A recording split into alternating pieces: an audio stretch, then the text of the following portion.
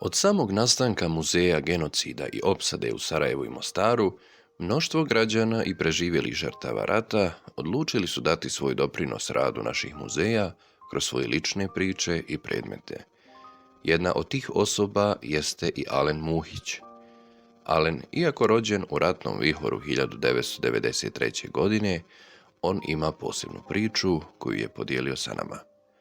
Članovi kolektiva Muzeja genocida i opsade posjetili su Goražde gdje smo razgovarali sa našim domaćinom Alenom. Alen Muhić je rođen u opkoljenom Goraždu, u slobodno možemo reći najtežim uslovima za taj grad. Tu počinje njegova priča. Alenova biološka majka bila je žrtva masovnih silovanja na području Foče. Uspjela je doći u Goražde i tu roditi Alena. Nedugo nakon toga napušta ga, a Alen kao beba ostaje u bolnici gdje se jedna porodica i u tako teškim uslovima odlučuje usvojiti Alena.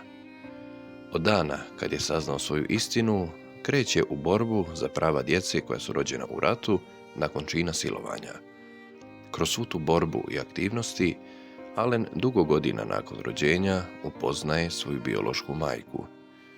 Uz veliku hrabrost, pa čak i inat i prkos, kako nam je rekao, smogao je snage da ode na vrata i svom biološkom ocu, protiv kojeg se vodio sudski postupak zbog optužbe za zločine silovanja za vrijeme rata.